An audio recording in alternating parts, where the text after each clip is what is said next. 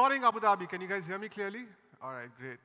First, I want to take a minute and thank Abu Dhabi Global Markets for having me on stage. It's the first presentation in the morning, so I want everybody to please give a round of applause to the organizing committee of ADGM for a fabulous, fabulous opening night. There's a lot of effort that goes to put a show up like this up together. So last night was a visual spectacle. It was fantastic and a great way to start ADFW. So I have the slides somewhere. The parallel life. It's an interesting concept called the parallel life when you talk about in the context of finance, right? The brief given to me was very simple: be visual, set the stage up to talk about how the consumers will change in the future. We'll talk a lot about financial products. We'll talk a lot about the Fintech revolution. I'm sure we'll spend a little bit of time talking about crypto. We'll avoid what happened in the last 10 days and kind of just talk about the future, though. But we'll talk about the parallel life. But to get started, I think it's important to kind of look at where this business started, right? So if you look at the business of mobile entertainment, or digital entertainment rather, the revolution actually started in early 2000s when the telcos kind of took a leap. You know, normally the telcos end up playing catch up, but they took the leap in the business. The simple things of like ringback tones, ringtones, wallpapers were the first evolution of entertainment on your devices. That started with the value-added services, moving on to the open internet economy in the late 2000s, when people started consuming a lot of entertainment and services across devices, right? And then going to the birth of social media, and then the age of TikTok, and then now going to blockchain. But when you talk about the parallel life, you have to see how the evolution happened. And you wouldn't imagine 20 years ago, when you first started speaking to people on the phone, that ubiquitous access to content and devices would be a reality. When you think about the customer, how's the customer changed? You go back historically, right? You were concerned about what clothes you're wearing, the shoes that you're wearing, how you look, how you talk in front of your peers, how your peers recognize you. Then came Facebook, then came WhatsApp, then came messaging applications. And you started thinking about what's the look of my display picture? What's the look of my social page? What are my likes? What are my dislikes? What do people get to see? What do people not get to see? But what happens 20 years in the future?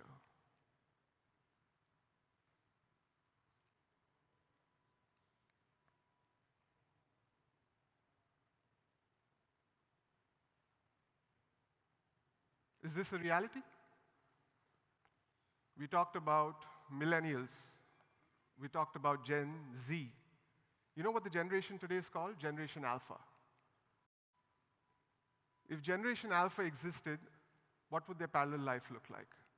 And the reason why this is important in the context of finance is because it's important to understand the customer. I was having a conversation backstage where we talk a lot about financial services, we talk a lot about what the products, the platforms, the utility will be built. But step into the shoes of the customer and understand them, and that's what I'm going to try and do for the next, I've got 16 minutes and 40 seconds.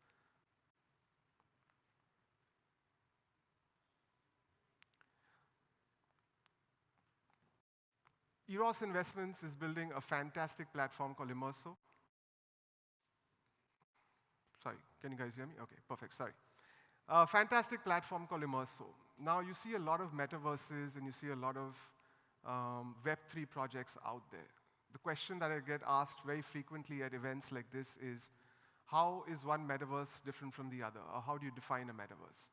Now each one defines it to the way you understand it best, right? So our origination for the last 45 years dealt with two things that were very simplistic and common.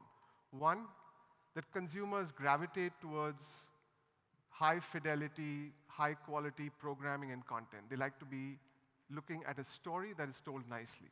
And the second thing is, how do you look at a product that looks at mass adoption? Think of a country like India. I'm going to throw some numbers at you for 30 seconds. 220 million television households, that equates to a population of about 650, 700 million people watching television. It is the #1 country for YouTube in the world, with anywhere between 450 million to 500 million consumers on daily active users. When a movie is released, a Hollywood movie sells anywhere between 200 million to 250 million tickets, a big blockbuster. A Bollywood movie sells about 100 and 120 million, again, a big blockbuster. So when we talk about building, or when we talk about the Web3 economy or the crypto economy, for us, mass adoption becomes an important facet. But before we get to Immerso, in just true cinematic style, this slide is just a little bit of a visual in terms of how we enter. So if you're in a movie, think you're an Iron Man, and you want to enter the Web3 project, I'm sure everybody would love to enter it on a jet. And that's how you land. The next visual spectacle for you is, sorry, the slides are taking a little longer than it should, but there you go. You're basically ending up into planet Earth. Now, the reason why this representation is very, very crucial here is because we're not talking about pixel-based technology. We're essentially talking about a cinematic experience. Think Iron Man. Think you're a big fan of Robert Downey Jr., but this time you don't only want to watch the movie. You don't even want to just watch the movie in 3D. You want to be in Iron Man. You want to be one of the spectators in the big finale fight. And how do you do that? But before we get started, right, let's take a couple of steps back. What does the customer, going back to the same point, what's the customer, what's relevant, what's important to him in their parallel life?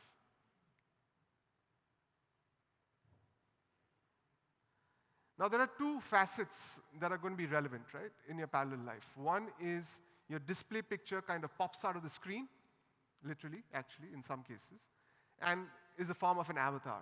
Now, the avatar can be split personality, can be bipolar, can be a real representation of yourself. It could be two different things also. We don't know that yet. The second thing that's going to be important in your parallel life is going to be the digital wallet. This is an important facet where your NFTs, your tokens, your IPs that you access are all going to be stored in a repository in your wallet. And this wallet will also become a large part of the primary identity and hence becomes a representation of who the customer is.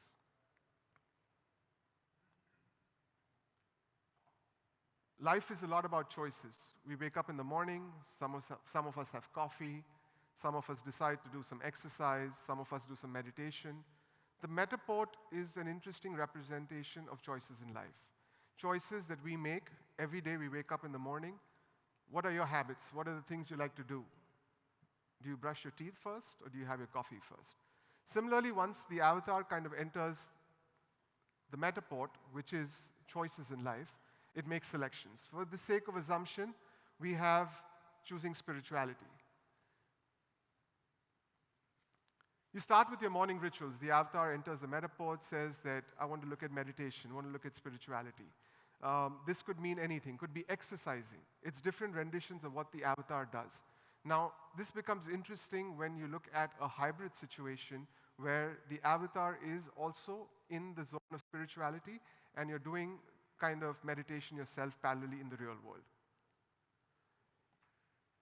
As I mentioned, this is a day in your parallel life. Post the spirituality, you've sessions, maybe had your breakfast, you attend meetings. Now, the lockdown was a very interesting trigger in our global kind of human work life. We realized how to work with people across the world, realized how to adapt to time zones, we realized how to meet people.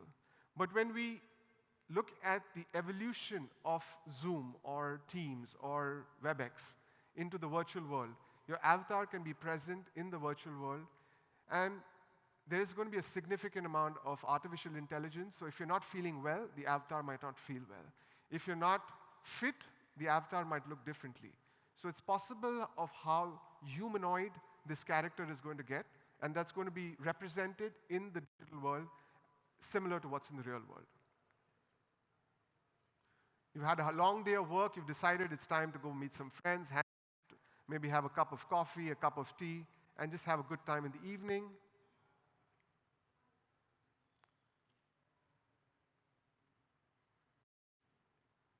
And then you get back home in the evening. There's a lot of us who basically will decide now it's time to do some recreation, watch some television, watch some shows, maybe watch some Netflix, or watch a movie. Here, it's a leap of faith. We're going to show you a quick about what the consumer can do in the metaverse.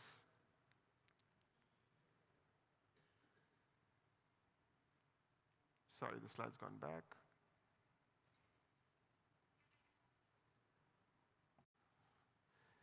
This is the choices. You're now looking at recreation. You're looking at options that are available for you. You're looking at how do I want to engage myself. I want to pause here for a second and explain to you that the metaverse isn't necessarily only about gaming. The metaverse is just a representation or an ecosystem for the existence of your virtual self. You have a bunch of options. There essentially will be three kinds of customers here. The first customer, who we call is a super fan, who's the gamer who wants to engage at the depth, who is a massive fan of, assume, like the Avengers. The second one is a passive fan, decides to be a part of it, maybe not at gaming. And the third fan basically is an observer, likes to see what's going on, but doesn't really engage in it at that level of depth.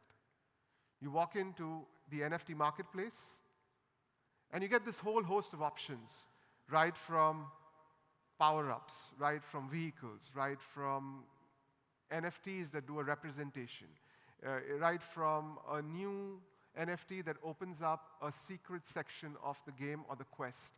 A lot of these experiences will be developed based on the fans and the community we create. We talk a lot about the community, and the community becomes an important facet of how we are able to engage and build the audience over a period of 5 to 10 years. You're back in the NFT marketplace, and you realize that I want to engage in a high-level quest. These are just some examples of how you decide to do some questing. There could be daily quest. There could be weekly quest. There could be a leaderboard. These are all ways to how to engage the community. Live-action gaming, MMORPGs have existed for a very long time. Kids in the age group of 8 to 10, like I have some nephews, boys that are in the age group of 10, 11, 12, they spend 4 to 6 hours in the day in the Minecraft. Now the question people ask is Minecraft a metaverse? And the answer is yes. Your character in Minecraft is important. Your skill in Minecraft is important. Web3 is talking about taking that a step further and how that makes it a reality and connects it to an economy. You go in and you experience about digital goods. We'll spend a couple minutes talking about digital goods and how this is relevant and how this changes over a period of time. You can walk into a mall, and the mall will allow you to be able to look at NFTs and assets across various metaverses that you actually engage with. There could be examples of weapons, there could be examples of vehicles, or there could be real-life digital goods. It's about how you dress up your avatar. How do you allow your avatar to represent, maybe on a day you want to play sports, or how you represent your avatar in the way you want to game. Now, all this is different. Again, this is where it becomes interesting because you connect the digital economy with the hybrid economy. The question asked is which one side is heavier and hence driving consumer decision. And this is where you'll see over the next 5 years consumers changing to the digital identity actually becoming a little more important in the virtual world.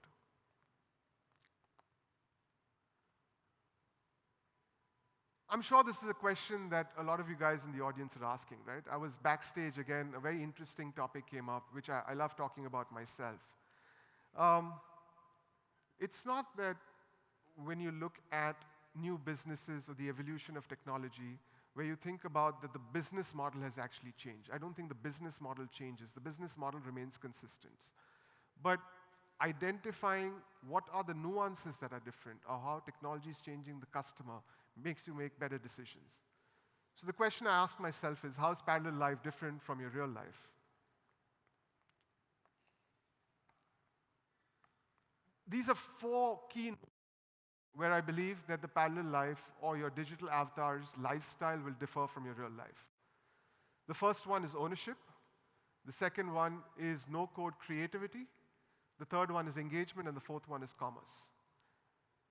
Ownership. Again, I'm going to go back to the Avengers example just purely because everybody understands the Avengers, relates with the Avengers, has watched an Avengers movie, probably has a favorite character, probably doesn't want to talk about it publicly, but has a favorite character of any age, right? Now, it's just that you don't want to be a fan of Iron Man. You don't want to just watch Iron Man. You don't want to be a super fan and own the merchandise. You want to be a value creator in the process of Iron Man. You want to ensure that if Iron Man becomes a successful IP or a successful venture, you drive value out of it. That's different. No-code creativity. Back in the day, early in the 90s or 2000s, we had maybe 20, 50 creators around the world. Does somebody want to take a guess from the audience of how many creators exist across YouTube and TikTok today? Anybody?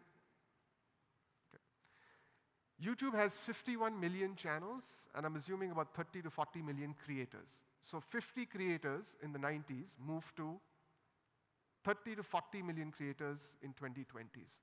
What happens when creativity is extended beyond to more people and they get an opportunity to create in your land? Engagement. We earlier used to watch TV lean back. Then we decided we needed to like, comment, share. How does engagement questing change in the world, in the virtual world? And commerce. We've briefly talked about this. I'm not going to spend too much time. But a lot of these change in behavior through 1, 2, and 3 will affect your decisions in terms of your purchasing capacity, in terms of your purchasing intent. And these are the core principles, right? I'm, again, just going to talk about them a little bit. Ownership leads to blockchain economy, allowing fans and communities to be a part of your IP and part of your ecosystem. I was part of an event in San Francisco 2 weeks ago where a concept of generative AI allows you the capability as a creator to be able to put creativity out in the open market like never before. We've all struggled with putting presentations. Think if you could just type what you wanted on a slide and the slide visually showed up. Gaming. The next millennials or the generation alpha doesn't believe in just liking, commenting, and sharing. They want to engage. They want to engage deep. They want to become super fans. And digital goods becomes their vanity representation of what they'd like to show. Now, taking a step back again to who's the customer and what is the value to them. This is a very important slide from the context of the session today, in context of the session tomorrow, of why these elements become an important fact in the customer's life cycle. Now, it's not the case today, but it's the case that's changing.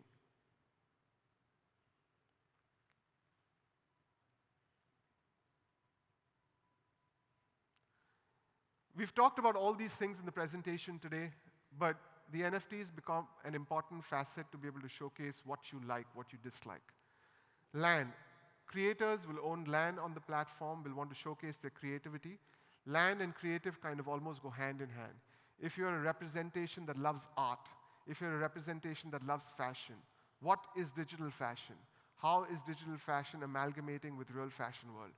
What are fashion shows in Milan and Paris going to look like in the metaverse? These are important questions because they set the taste palettes for the rest of the global ecosystem to follow. And then tokens. Tokens becomes an important kind of unit economic to govern this ecosystem. The tokens become a decentralized layer for them to communicate across the ecosystem. These are 4 things that are relevant to the customer that will become even more relevant in days to come. I'm not saying that we understand this ecosystem to the extent that we are experts. I think the important recognition to make is that you have to be in this space, start early, wanting to learn, and taking the right cues from the customer to continue building. Eros is also building something similar. I talked to you guys about Immerso. I'm going to show you a little bit of a promo of what we're building. Just to give you a brief insight. The 2 things I talked about was mass adoption, and the 2 things we talked about is cinematic experience. So I'm going to request the guys to please run the promo. The universe, as we know it, is an endless space filled with billions of stars and galaxies. Mankind continues to unravel its mysteries through time. Studies show that the universe takes the form of an egg, something ancient mythology discovered over 5,000 years ago.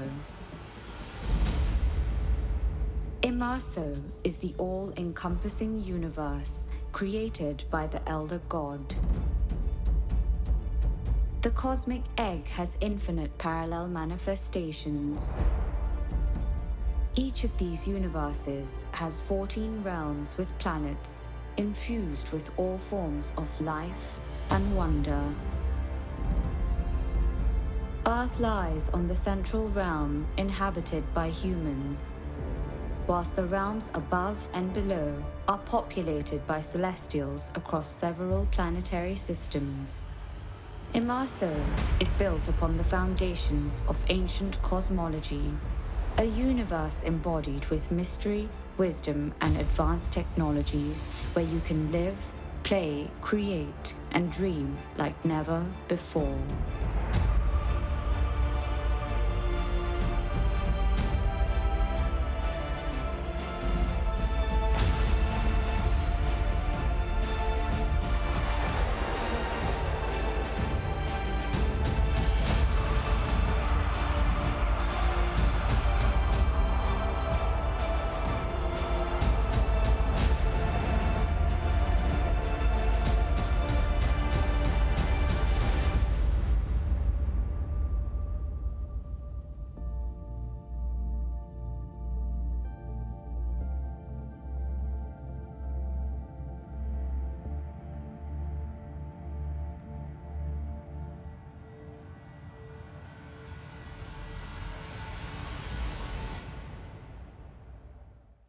With about 45 years in storytelling, understanding customers, and serving over about 200, 250 million people across the world, Immerse was just an example of how we want to give an opportunity for creators across the world, across the ecosystem to come build. We create the platforms. We create our own IP within this, but there will be IPs that will be born. And I want to encourage each and every one of you that is in the business of virtual worlds to look at true utility for customers when you look at building to kind of further fuel the kind of crypto and the blockchain economy. And we feel that the virtual world is an interesting representation of how that's going to make that grow. I want to thank you for giving time to me today to allow to speak to you. It was an absolute pleasure. I'm grateful for the opportunity, and have a lovely rest of the ADFW. Thank you.